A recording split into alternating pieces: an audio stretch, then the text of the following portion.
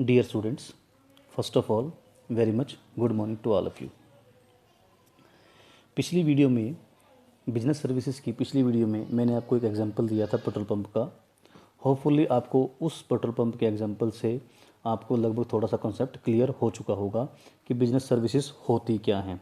मैंने उसमें आपको थोड़ा सा और एलोबरेट करके उसमें टाइप्स ऑफ सर्विसेज भी बताया था कि किस किस बिजनेस को चलाने के लिए, स्मूथली चलाने के लिए हमें किस किस तरह की सर्विसेज को अवेल करना पड़ता है। तो यहीं पर अगर आज हम स्टार्ट करते हैं इस लेसन को, सबसे पहले हम स्टार्ट करते हैं बिजनेस सर्विसेज के लेसन को with the help of meaning of business services. मैं इसको ज़रा रीड करता हूँ। It business services means the services which help in the successful running of a business. Mean to say किसी भी बिजनेस को सक्सेसफुल रनिंग करने के लिए, सक्सेसफुल चलाने के लिए जिस सर्विसेज की ज़रूरत पड़ती है, जो सर्विसेज उसको हेल्प करते हैं बिजनेस की स्मूथली फंक्शनिंग के लिए, उन सभी को हम बिजनेस सर्विसेज का नाम लेते हैं, उन सभी को हम बिजनेस सर्विसेज का नाम देते हैं। मैंने पिछले एग्जाम्पल में जो मैंने आपको पेट्रोल पंप डीलर का एग्जाम्पल दिया था, उसमें मैंने बेसिकली आपको 5 सर्विसेज का नाम लिया था। जैसे कि उसमें मैंने आपको बताया था एक बैंकिंग का, एक इंश्योरेंस का, एक ट्रांसपोर्ट का, एक वेयर हाउसिंग का, एंड लास्ट वन कम्युनिकेशन का। तो ये सभी सर्विसेज क्या हैं? बिजनेस की सर्विसेज हैं। इन सभी की हेल्प के बिना एक बिजनेस को अपने स्मूथ फंक्शनिंग के लिए इन सभी की सर्विसेज की हेल्प जरूर लेनी पड़ती है। Right now let us talk about the nature of business services.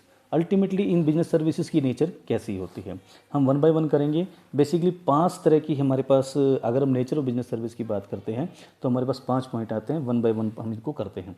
सबसे पहला पॉइंट है इंटेंजिबिलिटी। इंटेंजिबिलिटी मतलब ये जो बिजनेस सर्विस हैं, ये बिजनेस सर्विस को हम लोग देख नहीं सकते। हम in the business services can not be see by us, can not be touch by us, but can be feel by अस।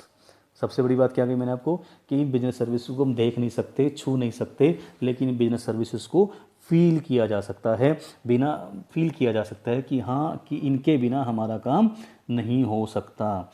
दूसरा पॉइंट है हमारे पास इनकंसिस्टेंसी। इनकंसिस्टेंसी का मतलब क्या है कि ये जो बिजनेस सर्विसेज हैं ये होमोजीनियस नहीं होती।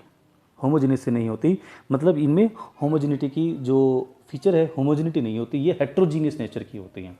और होमोजीनियस और हेट्रोजीनियस क्या होता है मैं आपको थोड़ा सा और एक्सप्लेन कर देता हूँ।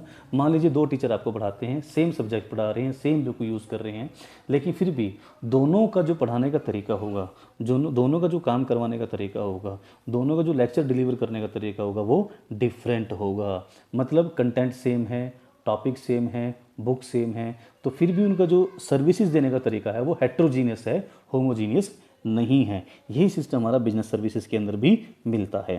थर्ड पॉइंट है हमारे पास इन्वेंट्री लेस। इन्वेंट्री लेस से मतलब क्या है, हम इस बिजनेस सर्विसेज को स्टॉक नहीं कर सकते। स्टॉक से मतलब अपने पास स्टॉक नहीं लगा सकते। मैं इसको एक एग्जांपल के थ्रू आपको बताता हूँ कि जैसे मान लो कोई ट्रांसपोर्ट कंपनी में एक ट्रक खड़ा है, मान लीजिए वो 1 तारीख को खड़ा है, 1 तारीख को उसके पास कोई काम नहीं है, तो वो आइडियल खड़ा है, बेकार खड़ा है, उसने कोई काम नहीं किया। 2 तारीख को उसके पास काम आ जाता है, तो हम ये नहीं कह सकते कि 2 तारीख को वो 1 तारीख का भी हम सॉरी फॉर दैट, हम ये नहीं कह सकते कि 2 तारीख को वो ट्रक 1 तारीख वाला काम भी कर देगा। मतलब 1 तारीख का जो दिन था वो निकल गया, वो टाइम पास हो गया। उस दिन के काम को हम 2 तारीख में डबल काम, मतलब 1 तारीख वाला भी और 2 तारीख का, 2 दिन का काम हम 1 दिन में नहीं कर सकते। इसका मतलब यहाँ पर कहने का ये है कि जो सर्विसेज हैं उनको हम लोग स्टॉक नहीं लगा सकते, उनका स्टॉक नहीं किया जा सकता, वो side by side he consume करनी पड़ती हैं। फोर्थ पॉइंट इसके अंदर हमारे पास आता है इनसेपरेबिलिटी।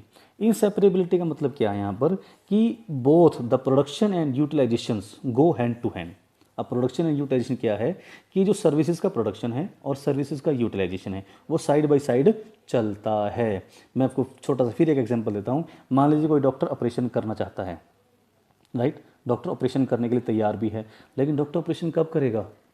जब कोई पेशेंट ऑपरेशन करने के लिए तैयार होगा। Mean to say doctor is ready to do operation, mean to say doctor is ready to do operation, but he is able to do operation only when a patient is ready to be operated. मतलब साथ साथ चलती हैं कि अगर एक consumer services लेना चाहता है और उधर से कोई प्रोड्यूसर सर्विसेज देना चाहता है, तभी ये चीज़ पॉसिबल है। हम इनको एक दूसरे से सेपरेट नहीं कर सकते। इसके साथ हमारे 5वां पॉइंट आता है इन्वॉल्वमेंट और कस्टमर पार्टिसिपेशन। जो बिजनेस सर्विसेज की बात है, अगर बेनिफिट ऑफ सर्विसेज की बात करें तो participation of customer is indispensable. I repeat, अगर हम सर्विसेज के बेनिफिट लेना चाहते हैं तो हमें कस्टमर के जो पार्टिसिपेशन है वो बहुत इंपॉर्टेंट है। कस्टमर के पार्टिसिपेशन के बिना हम किसी भी सर्विसेज का बेनिफिट नहीं ले सकते। मैं इसको फिर एक एग्जांपल के थ्रू बताता हूँ। मान लीजिए कोई ट्रांसपोर्ट सर्विसेज का काम करता है, वो लोगों को टूर पे लेके जाता है। उसने अपनी ट्रांसपोर्ट एजेंसी बना दी, ट्रांसपोर्ट कंपनी बना दी, उसने एक बस भी अवेलेबल कर दी ना। बस इज़ वेटिंग फॉर पैसेंजर्स। जब तक पैसेंजर नहीं आएंगे, उसकी बस में ट्रैवल नहीं करेंगे, वो उसका बेनिफिट नहीं ले सकते। और बस भी तब तक अपने बेनिफिट पैसेंजर्स को नहीं दे सकती जब तक पैसेंजर उसकी बस के अंदर आकर नहीं बैठ जाते। तो यहाँ पर क्या बात करी हमने कि इन्वॉल्वमेंट और कस्टमर्स पार्टिसिपेशन की बात करी है। अब मैं थोड़ा सा फोर्थ और फिफ्थ पॉइंट में आपको क्लैरिफिकेशन कर देता हूँ। फोर्थ और फिफ्थ पॉइंट के अंदर क्लैरिफिकेशन के पॉइंट ये है कि फोर्थ में बात करी गई है कि कस्टमर्स की प्रोडक्शन और जो उसकी कंजप्शन है और यूटिलाइजेशन है वो साथ साथ चलती है, राइट। प्रोडक्शन एंड यूटिलाइजेशन की बात करी गई है। पांचवें पॉइंट के अंदर बात करी गई है, पांचवें पॉइंट के अंदर बात करी गई है बेनिफिट ऑफ सर्विसेज की, कि सर्विसेज का बेनिफिट कब लिया जा सकता है। इसके बाद बात करते हैं टाइप्स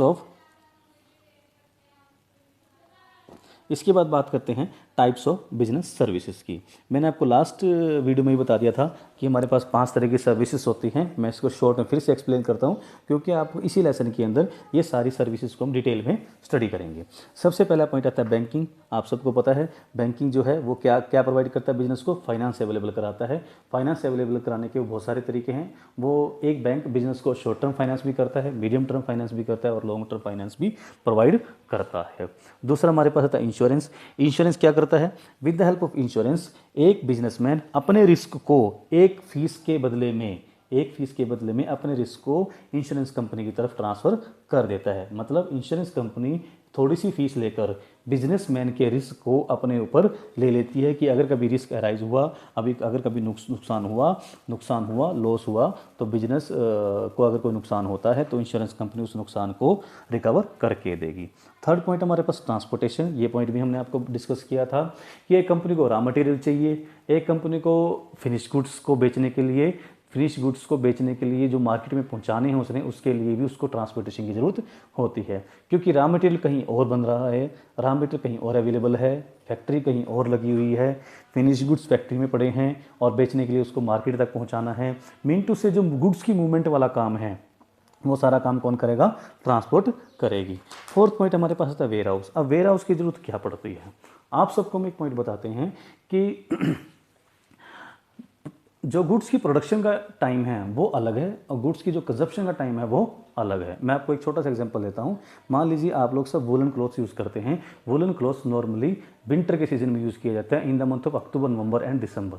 लेकिन जो उनकी प्रोडक्शन होती है वो सारे साल के दौरान होती है, फुल ईयर के अंदर उनकी प्रोडक्शन की जाती है और उनको एक गोडाउन के अंदर मेंटेन किया जाता है, स्टोर किया जाता है। उसी गोडाउन को हम बोलते हैं वेयर हाउस। अगर ऐसा नहीं किया जाए, अगर वेयर हाउस नहीं होगा तो जब डिमांड आएगी प्रोडक्ट की उस टाइम पर सभी की डिमांड को पूरा करना ऑलमोस्ट इम्पॉसिबल हो जाएगा।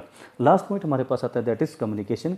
कम्युनिकेशन का मतलब क्या है? It is a process of exchanging message between two और more than two people to create common understanding. Mean to say communication क्या है? मैसेज को एक्सचेंज करने का तरीका है दो या दो से ज़्यादा व्यक्तियों के बीच में और उनके बीच में एक कॉमन अंडरस्टैंडिंग बनाने का एक माध्यम है, एक मीडियम है। कम्युनिकेशन जो है हमारे पास बिजनेस के लिए बहुत ज़्यादा फ़ायदेमंद है। बिजनेस बिना कम्युनिकेशन के बिजनेस जो है करना वो ऑलमोस्ट इम्पॉसिबल है। इसके बारे में भी डिटेल स्टडी की जाएगी। एट लास्ट यहाँ तक हमने जो आज किया है वो किया है, हमने मीनिंग कर लिया, आज हमने नेचर कर ली और टाइप्स ऑफ बिजनेस सर्विस हमने कंप्लीट करी है। मैं लास्ट में आप सबका धन्यवाद करता हूँ। Thanks to all of you.